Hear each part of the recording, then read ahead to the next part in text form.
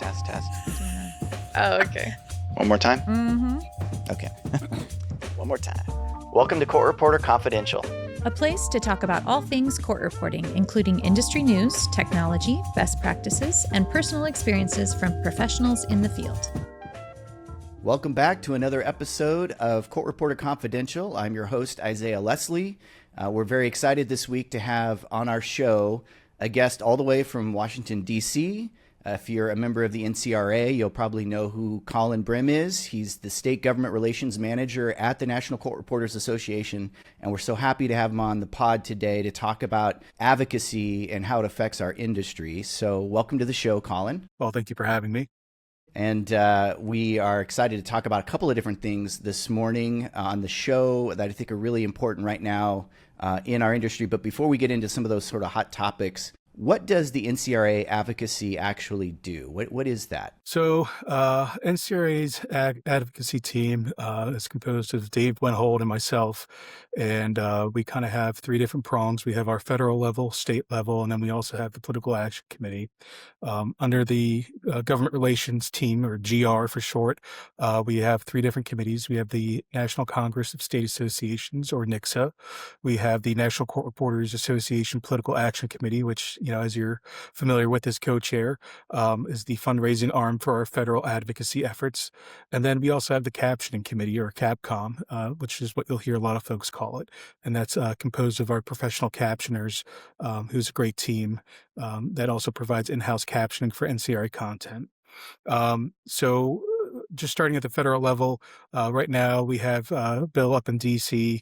on the House and Senate side. It's a bipartisan effort in the Oversight of AI in Courts Act of 2026. This has been a years-long effort in getting that introduced and making sure that it is a bipartisan effort to ensure that it makes it out of committee. And we are currently working on securing bipartisan co-sponsors on the House side right now. Senators Roger Wicker is the main sponsor on the Senate side. The bipartisan co-sponsor in the Senate is Peter Welsh of Vermont. We also had Cindy Hyde-Smith, who is Senator Wicker's colleague from Mississippi, sign on. And then in the House, the chief patron is Senator Hageman from Wyoming. And then we have a bipartisan co-sponsor member from D.C., Eleanor Norton, who's a longtime member, great office there. And then also for the state stuff, what we like to do is work with the state associations. So we'll try to reach out if we see a piece of legislation on our monitoring platforms, anything that may be related to court reporting, captioning, or legal videography. Right now, we're seeing a lot of trends with artificial intelligence at the state level. So it's kind of interesting to see what can be hit or miss. We're also seeing a lot of redefining the licensure requirements for court reporting, and that has been also another kind of a backdoor way that AI and digital has been getting their foot in the door in terms of competing with stenographic court reporting. The PAC itself, we've been coming off a great fundraising haul, as you know, this last year, a 14-year high, second consecutive fundraising record with the state gift baskets that we raffle away every year. Just a lot of high energy right now in GR, and that's partially because of my predecessor, and then also the folks that have, spent years building this incredible system and how we operate. And I know it can seem frustrating to folks at times, but we are making sure that when we take a whack at something, that we make a good follow through and land that punch. And also just with the way that Washington D.C. is, and also with a lot of state capitals, it's a lot slower than what it can be on TV shows or what you see on social media. Everything has to be vetted, everything has to be run through counsel, and it's tedious. And you have to really dot the I's and cross the T's, and we want to make sure we get it right the first time. So when it does come time to mobilize our members to advocate and provide context to legislators and their staffs, we don't want to have any false alarms. We don't want to have any sort of, hey, we think it's happening this time, so line everything up, and then you fatigue those non-renewable resources when it comes to mobilization of members. So I know, even with PAC, every time I said, oh, we're getting close, and then finally when it does drop, it can definitely be hit or miss. It can be kind of like a dance. Well, yeah, that's a great point. And I like the inside baseball, and we'll talk a little bit more about that in a second. But, it reminds me of something similar my wife and I watch a lot of police procedurals, a lot of Dateline, and oftentimes when you're, the family of the victim and you think the police aren't doing anything, they're not moving on anything, they've been sitting on things for months and months and months, and then you get the perspective of the police and it's like, oh no, we have a suspect in mind, but we have to do our due diligence and we have to do it the right way because you only have one shot at this. And so from the outside, it looks like the police aren't doing anything. Absolutely. But from the inside, they're being very busy and very diligent, but they have to do it in sort of maybe not a secret way, but a very, methodical way, and a way in which you can't let a lot of information get out before it's ready because that can mess up the process, right? Is that kind of similar Correct. with what you do? Yeah. Yeah, that's the perfect analogy. Thanks. Yeah. Well, we love Dateline, so we can't get enough of that. But it is, to your point, from the membership standpoint, it looks like a lot of standing still. But really, if you could, pull the curtain back a little bit on what's happening behind the scenes inside the Beltway, inside Washington, D.C., I mean, what are some of the more mundane, routine, day-to-day things to get these senators, Congress people lined up to support the bills? Absolutely. I'll give you an example. I went up to DC 3 times the other week, and I'll just kind of do like a get ready with me sort of thing. I hop on the train, I hop on Amtrak. It's about a 45-minute ride. During that time, I'll be sending follow-up emails to staffers just saying, hey, if you're around today, would love to drop in if I don't have a meeting scheduled already. And I'll also look at the committee hearings and see if there's any sort of committee hearings I can drop in on, specifically to the judiciary committees in the Senate and House. And then once I do get up there, I'll walk from the station over to the Senate side. Depending on, again, the calendar, I'll do drop-ins if I don't have scheduled things. And like what Dave does for boot camp, I'll have plenty of drop-off folders, which will have our bill, articles that are pertinent to our conversations or what we're advocating for at the time, do drop-ins. And it's just, it really is like an old school door-to-door salesman. If you haven't been to DC, these are just office buildings. They're very old and ornate office buildings. They're very special places, but there's still folks that are working there. And you go in, most of the times doors will be shut. There's a handful of offices that will have them open with come on in signs. You go in there, you see the receptionist. Sometimes if it's a Senate office, they'll have a couple staffers. Usually if it's the House side, they'll have at least 2 or 3 staffers. And you'll just say, hi, I'm, with the National Court Reporters Association. I was hoping to meet with the staffer today. Or you just drop the staffer's name if you have a meeting. They'll have you sit and wait there. Usually they'll offer you a drink. You can make small talk with them. If it's a state that I've either lived in or been to, I'll try to make small talk and identify opportunity to connect with them. So that way it's just one more connection in the office that I have to follow up with. From there, you'll either get sent back to the office. Again, depending if it's a House or Senate, you'll have a dedicated space or not. I've had to do meetings in House offices right there where in the reception area, competing with other constituents and folks that are trying to make time. And you really do have 2 minutes would be generous if I want to be honest, in terms of making your pitch, making that hard ask, identifying if this is something that they're going to be interested in or wanting to work on, and then you give them the leave behind folder, and then you just take your notes and you make sure to follow up with them. I usually try to give it a day max before following up or bumping them, and just kind of staying on top of those connections that I do have, and then you just go on to the next office. And then also the cafeterias below the Senate and House buildings, that's a great opportunity. If you see a staffer that you met with earlier, just saying, hey, it's great seeing you. Thanks for making time, and just kind of, go on. But it really is about trying to get in front of these staffers and office holders as many times as possible so they have a name and a face. And then that way you do have those connections to follow up, whether if it's with this bill or the next bill, or if you have a question, or if it does make it to the committee, or if you want to try to get someone to testify on one of these committees. It's just really is about getting as many connections as you can. And I know Cindy Isaacson, who's our association president right now, is all about making connections. She's been a wonderful advocate for that, and has also started a great program where we reach out to offices in good times and bad, just not when we need something, and say, hey, we have members in your district. We saw that this happened with the member, and just wants to reach out and convey their sympathy or congratulations, and make sure that, again, we're maintaining those relationships for a long-term effort. Over when you do get done on one side, it's at least a 10-minute walk to the other side, and then you got to go through security again. If you've been on a boot camp event, I'm sure you all are familiar with that.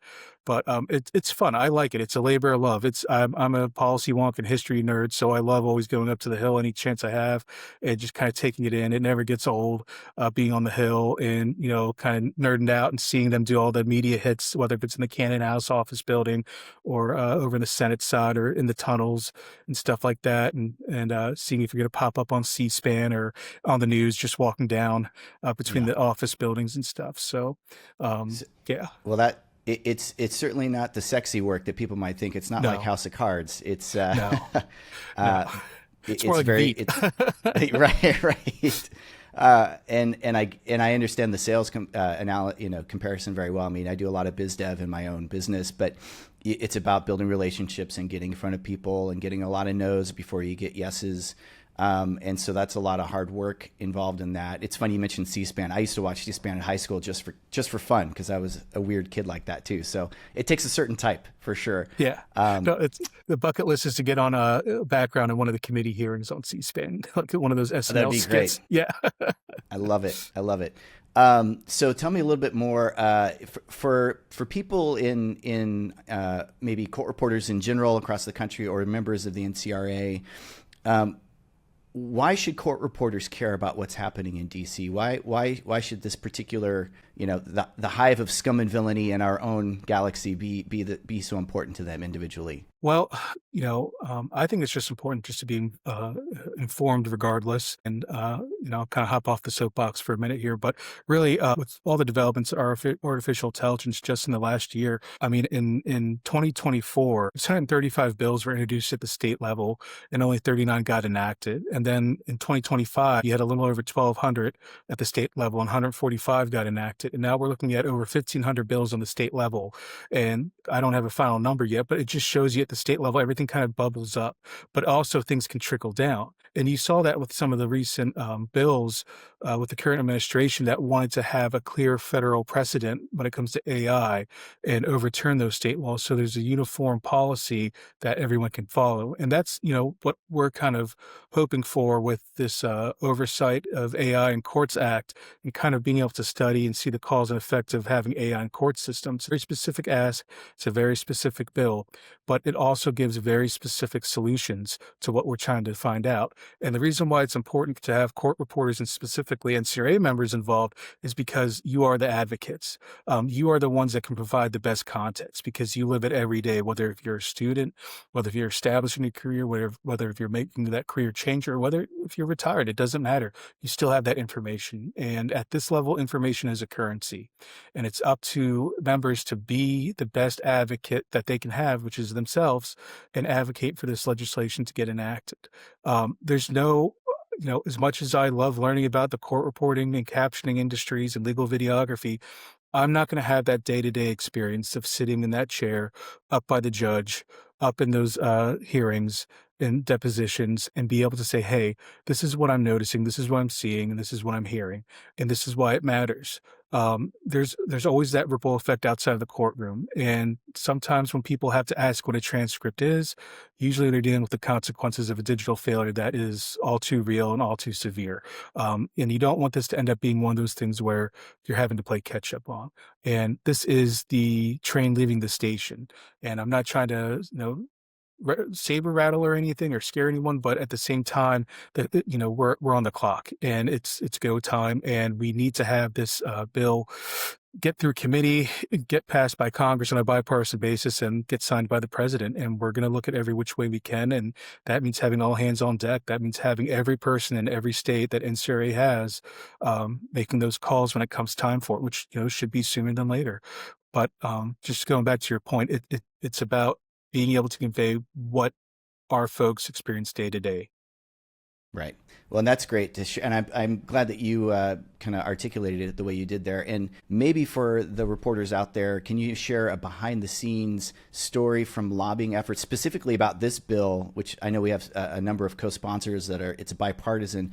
Maybe, I don't know how much you can share publicly about it, but some of the lobbying efforts to get those particular Congress people and senators on board with this bill, maybe some of what you did to make that happen. Sure. So, great example was 2 weeks ago when I was on the Hill. I met with the representative from Vermont, and I was just kind of, studying up on some last minute efforts. And again, I was just standing out in the hallway on C-SPAN on my phone, and I watched a recent committee hearing where they were cross-examining the Attorney General, and they were going back and forth. And I was like, oh, this is perfect. AI wouldn't pick up any of that, the back and forth. And with our folks having at least a 95% plus accuracy in capturing the record, that was just a real solid point that I was able to make to her staffer and say, your boss, none of that would have gotten picked up accurately. None of that would have been, captured and put on the record. And you could just kind of see the dots being connected with them and trying to understand what I'm trying to convey here in terms of why this matters, whether it's a large case or a small case,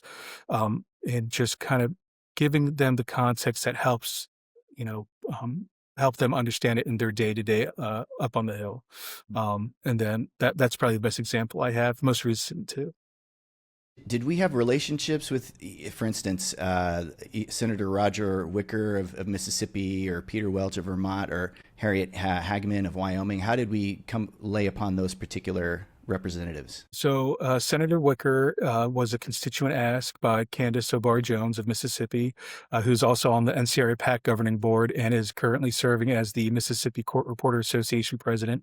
Wonderful person. Had the opportunity to go down to Mississippi with President Isaacson and speak at their conference and get to know more folks from there. She's a wonderful person, and she has just been really very productive in her time and leadership down there, and just had another bill signed by the governor, doubling the page rate for officials in the state, and also had a couple other bills. She worked with us in getting meetings scheduled with Senator Wicker's office and went there herself the last 2 consecutive years to get him to sponsor this effort. And then also Representative Hageman was another NCRA PAC board member from last year who made a constituent ask at boot camp as well, and met with her one-on-one with their group and was able to secure her sponsorship on the bill. From there, our advocacy team worked with other offices, and once there's a sponsor, you can kind of work within the committees and show that, hey, this member is sponsoring this effort. We think you'd be interested in it. This is something you would be willing to meet on and engage with. And then our team goes from there and schedules the meetings. It goes through the council vetting process. Again, crossing the T's, dotting the I's, and just making sure everyone's satisfied with the bill. Go back and forth between the offices and our team, to make sure everyone's on the same page. It gets introduced. You have the press releases go out. And then from there, we also can show, hey, Senator Welch in Vermont is sponsoring this over on the Senate side. Bring it over to the representative from Vermont. Say, hey, this is something we think you may be interested in, since Senator Welch is working on it. And then also just trying to reach out to other members on the committees and say, this is a bipartisan effort now. We want to get as many sponsors as we can, regardless of party, just to kind of cover our bases. So it does go back to our members being active, being up here in person, boots on the ground, making those asks, and then also following up in district back home.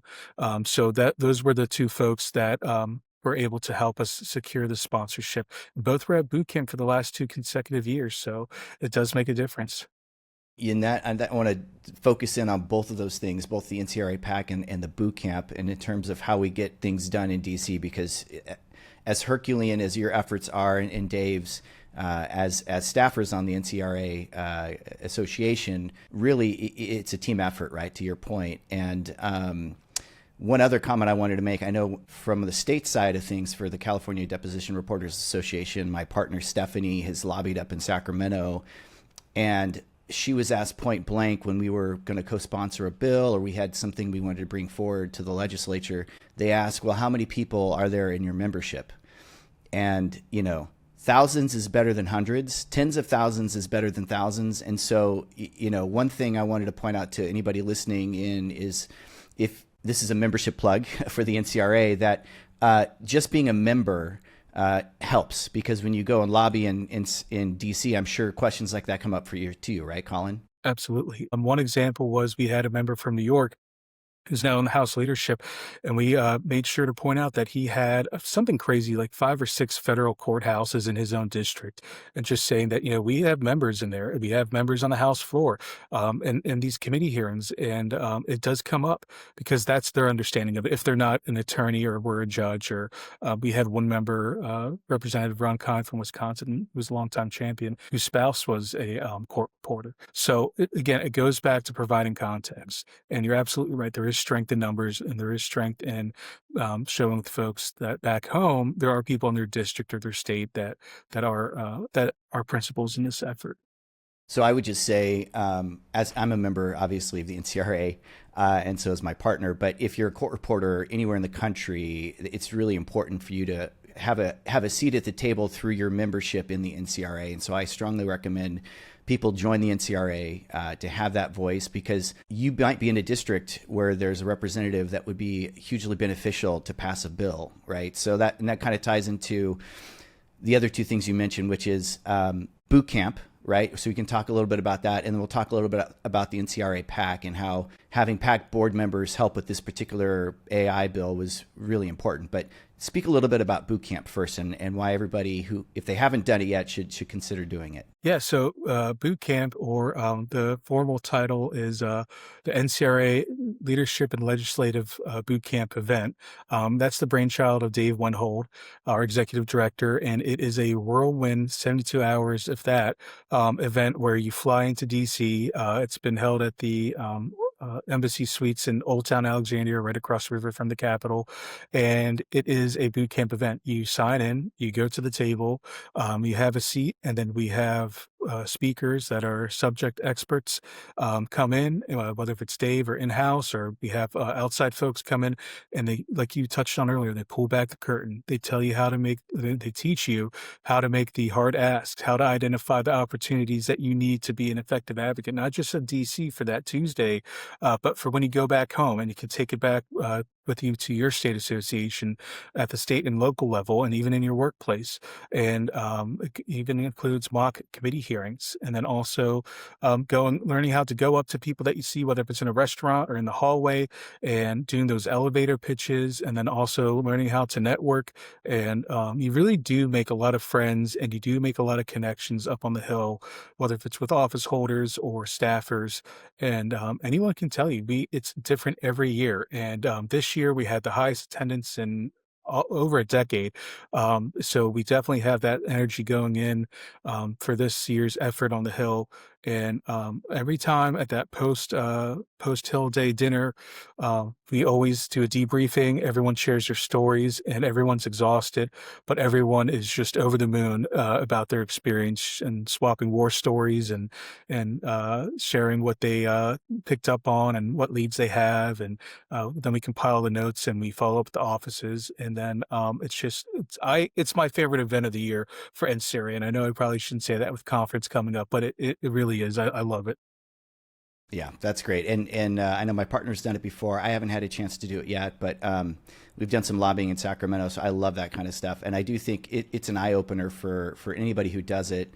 To be in the room where it happens, as the Hamilton song says, is just, I mean, as a civic exercise as an American citizen, I think it's a really worthwhile exercise to do, but especially to do it for your professional organization is just a really important thing, I think. Absolutely. It really is a great experience. And like I said, every time you get up on the Hill, and it's always a fun event. So let's talk a little bit about the NCRA PAC, because I serve on the PAC board. We have a number of really motivated members who are on the board, but other people, but contributing to the PAC as well, like the importance of that. If you're not on the board as a member, what's the significance of it? What does it do? How does it help? So the NCRA PAC was established back in 1981.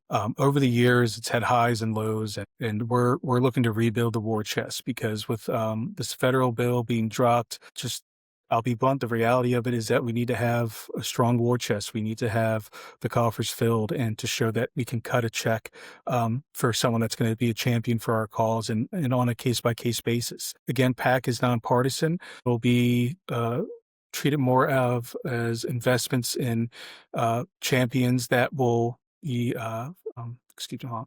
So it will be a nonpartisan effort that will take it on a case-by-case basis that will make sure that champions are vetted and, aren't treated just as a blank venture, but to make sure that we invest those funds in worthwhile efforts coming off a record-breaking fundraising year, and just to show that, we are going to be players at the federal level, and be able to compete with other interests as well. Sure. I think there's that saying, for better or for worse, money is the mother's milk of politics, and there's just no way around it. Absolutely.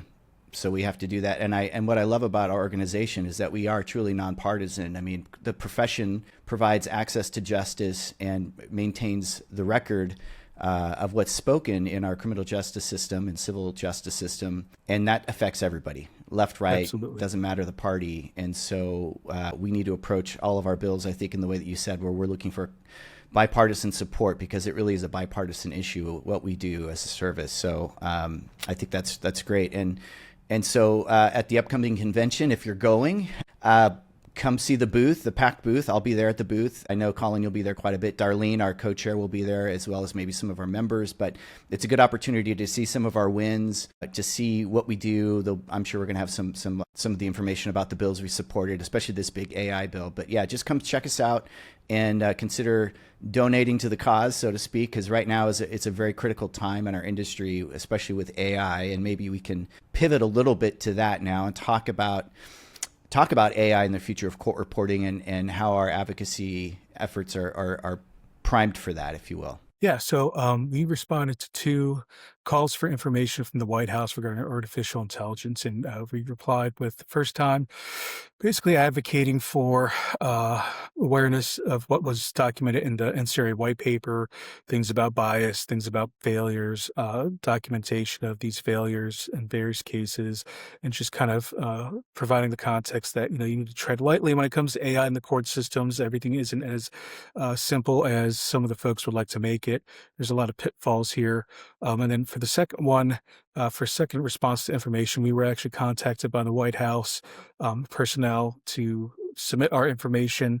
We did that. It's all available online through the Records Archives Act, and then also advocating for what we are advocating for in the current bill, just as a safeguard. So that way, when the White House did put out its position, our advocacy was part of that effort. And then also it gives us kind of a backdrop, showing folks on the Hill saying, hey, we're working with the White House. You've submitted information to both the Biden and Trump administrations to show that, we're pretty persistent and consistent about this, just kind of harking on that nonpartisan aspect of it.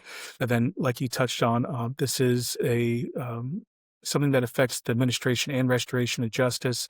The term that I like to use that kind of got picked up at boot camp this year is judicial integrity. It just kind of is an umbrella term to show that, both sides of the coin are affected by this, and there is a ripple effect that can be felt outside the courtroom if something isn't captured. And that was the other thing about AI, and I was trying to provide this to a staffer. AI tries to predict what is going to be spoken. Court reporters capture what is spoken, and there is a pretty big difference between the two, depending on what the AI platform is basing its system off of in terms of trying to predict what is going to be said next. And you have all these horrible cases that we've provided to lawmakers that show the consequences of that, and just again, the ripple effect can be devastating outside of courtrooms. Right. And I think Cindy Isaacson just had a great video she posted talking about AI in transcripts and sort of the pitfalls of using that as what can happen if you try to use an unofficial transcript with AI. So there's a lot to talk about there. And so getting back to this bill, what are the next steps, if you can speak publicly or share anything about what happens next and how the individual court reporter can be involved in helping to push this across the finish line, so to speak? Absolutely. So our advocacy efforts and team right now are focused on getting bipartisan co-sponsors that are on the Judiciary Committee in the Senate and the House, and making sure that we have kind of a CYA effort going on in terms of making sure that this makes it out of the committee. Once it gets out of the committee, or before we have the committee hearing, we're going to go ahead and have folks that are in those states of the members on the committee or in those districts contact their legislators and make that concentrated advocacy effort and ask them to support this bill and make sure it gets out of committee. Once it does get out of committee and it gets a 4-vote schedule, that's when we'll mobilize the entire membership base and have them contact the officers of their senators and representatives and really encourage them to support this. And that'll entail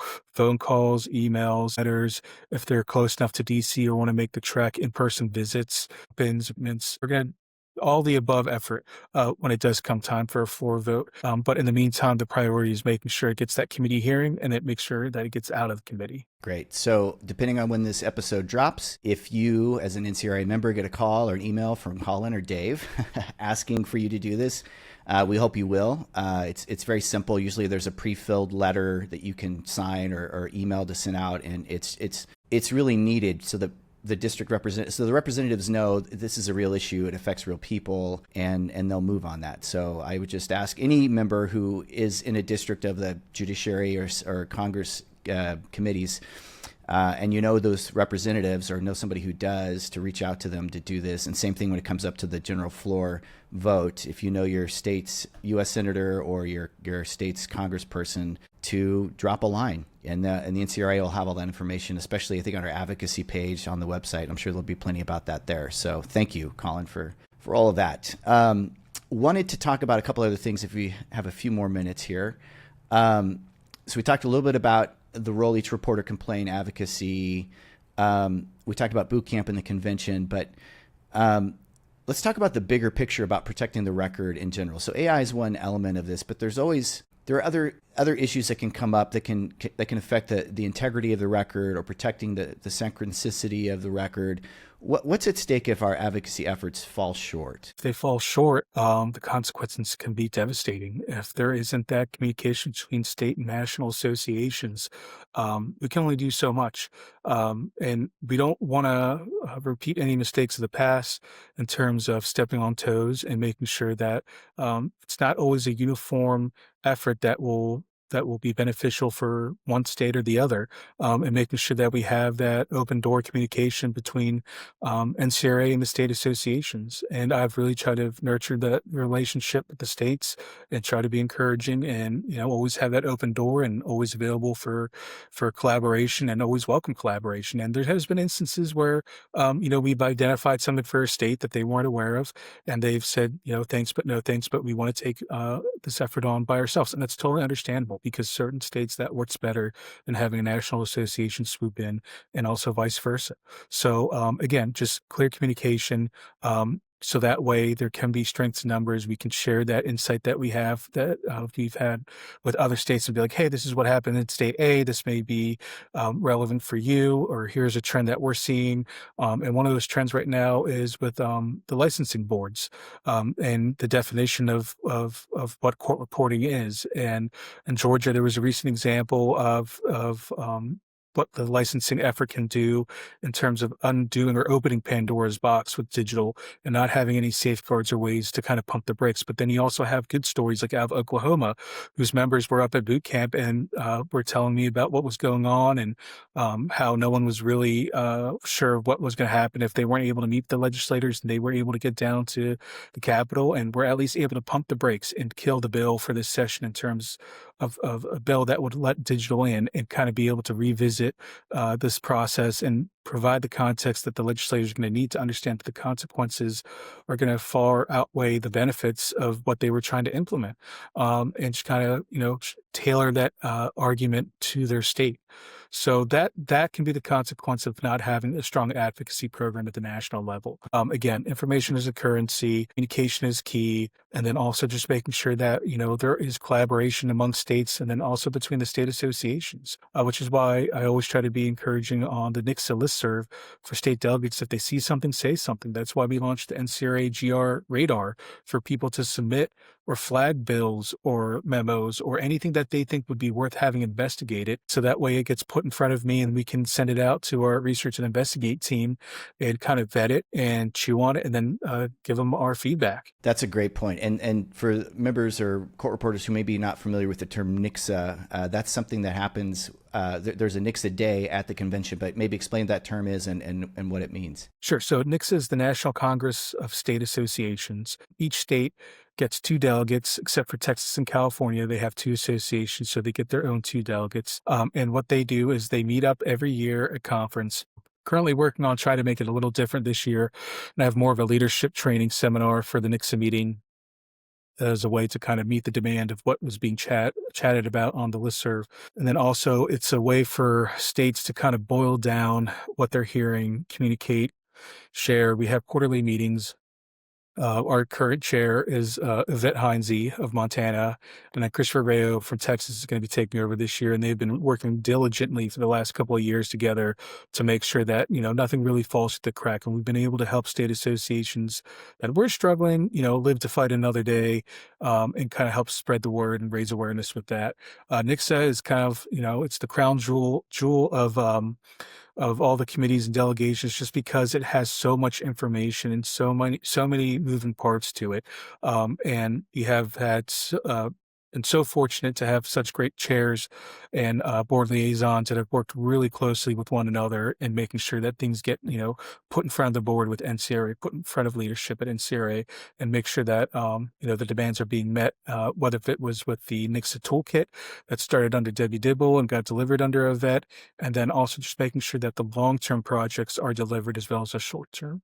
That's great. And I think it's a really fantastic program and that Congress that you put together, because again, it ties into the fact that while we have our state associations and our state issues, we have the support of this national organization with the tools and resources that's provided by the NCRA, and working together is the only way we're going to get these challenges or these potential opportunities pushed over and become reality. So, or block these challenges, so to speak. So I think it's important that if you're in a state association, and I don't know if every state association goes to NIXA, if they have representatives all there, but if they don't, they definitely should consider that, especially for this year. The convention's coming up in July. It's going to be in Washington. It's, for those of us on the West Coast, it's a lot easier to fly out to, but NIXA is great. And I think it ties into what you talk about, that we've got members in every state. We've got associations in those states, and we need to be sharing information. I know a lot of times our profession is a very solitary one, for oftentimes, especially if you're a freelancer, you may not ever really engage with other court reporters. You may not see other court reporters. And it can be a sort of a solitary lifestyle, but it really is important to join the associations of your state and the national one, so that your voice can be magnified, because it is a powerful voice. And so kudos to you for the NIXA association and for bringing those groups together. And I think there's probably a few states that don't have associations, or if they do, they're very, very small. And so is there anything the NCRA does or to help foster, educating individual reporters to maybe start an association, or to help foster regrowing those associations? Yeah, absolutely. And I'll go back to the NIXA toolkit, which was started initially under Debbie Dibble, and to their credit, got the ball rolling with that, and it was delivered in the last year or so. Dave Wenhold was instrumental in really making sure that toolkit had the resources for a variety of topics, and specifically for association day-to-day management, whether if it was fundraising, maintaining membership, drives, governance, relations. He had everyone in NCRA, each department, whether if it was comms, education, or all cut a video presentation on what they need to do day to day to make sure that their state association can survive and also thrive as a best practice. And then we also had other items in there, whether if it's like, various documents, various failure documentation, generic forms for signing up members, what to do for career days, things like that. So, I mean, it really is a wonderful resource that has been years in the making.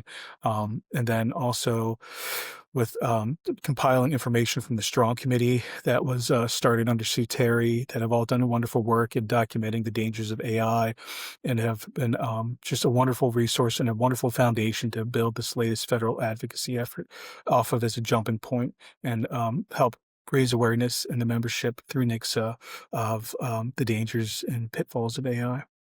Great. Well, I thank you so much, Colin, for coming on the pod. I know we're getting close here to the end time of our episode, but I wanted to ask you just maybe a couple more questions real quickly, just sort of anecdotally, or fun conversations you may have had. Have you had any surprising conversations with lawmakers about court reporting? Yeah.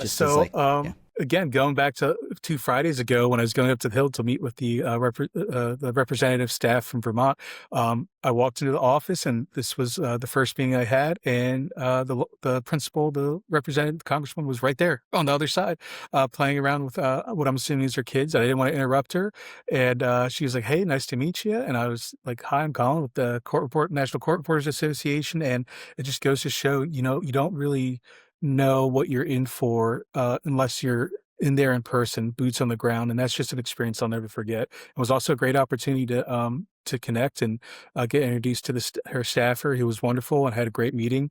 And I've been following up with them since to try and secure her co-sponsorship of our bill on the House side as a House Judiciary Committee member. I love it. What keeps you motivated in this work? Why do you keep doing it day after day? Why do you get on a train and go to DC and do these things? Well, this has been, I first joined NCRA in 2021 as content manager, and I was in that position for 3 years before being moved over to GR. And like I said, I've always been a policy wonk, a history nerd, and I thoroughly enjoy reading bills and legislation and watching C-SPAN and following along on Twitter and all that. And but being able to meet all the members since 2021, and getting to know the people that you're advocating for, I feel is like a very unique experience in the advocacy industry and lobbying. But, being able to see them at conference in person, talking to them on a regular basis through email or social media on LinkedIn, being able to get phone calls from folks that are on staff or in the membership, just seeing how you're doing. You befriend them, and you see them evolve in their career. They see me evolve in my career, and their success is my success. My success is their success, and it's much. I feel much more invested here than I have in other capacities with jobs. And I think that's a real difference when you know the people that you're advocating for, when you know that, they're small business owners, they're generational, they're legacy court reporters because they're the third or fourth generation. They're the person that is changing their career in an effort to, be the breadwinner. There's someone that is a student that's just getting, along. And when you get to know these folks and you see them at conference every year, or you see them pop up on the listserv, or you see them celebrating online of an accomplishment or getting their certification or at boot camp, it's exciting, and you become invested, and, they become not just your colleagues, but your friends. And, I like getting up early and going on the train into DC and spending the day. And, by the time I get back on to go home, my dogs are barking, and, I'm just like, okay, cool. That was 12 hours on the Hill. I had, 20 meetings. I did my best for the day. I can look at myself in the mirror, and know that I did my best for the day. And I have that many more leads for the CART Act, which is our captioning bill. We have that many more leads for bipartisan co-sponsors for the Oversight and AI Act. And I'm standing on the shoulders of my predecessors, Jocelyn Moore, Dave Wenhold, Matt. I'm able to do that because of my colleagues on staff at all levels who've helped me become a better professional since 2021, and also because of the membership. And they keep me abreast of situations and flag things for me. And whether if it's strong, whether if it's different presidents or whatever, everyone has their own unique thing that they've brought to this that I'm able to pull from and be a stronger professional, stronger advocate, be willing to learn more, whether if it's from Dave or anyone else that has been a part of NCRA in the past or present. So that's what keeps me going, and I love it. I consider myself so fortunate to be part of NCRA. Well, we're fortunate to have you, and I love hearing that. I love that we have such a passionate advocate for our profession there in DC. And for all of our listeners, again, if you're not a member of the NCRA yet, please become one. Please consider coming to convention, and especially if you've never been, come to the Legislative Boot Camp. It'll be coming up in February 2027. Is that right? Right around there again? So, which will be here before you know it. So with all that, I want to thank everybody for tuning in today. If you haven't listened to us before, We run podcasts usually every other week, and on the court reporting profession, please like, subscribe, follow, whatever you choose. And we hope that you'll join us in July for the NCRA convention, where Colin will be there. I'll be there. Come to the booth. Come say hi. We'd love to meet you. Colin, again, thanks for coming on the pod today, and have a great day. Folks, we'll see you again soon. Take care.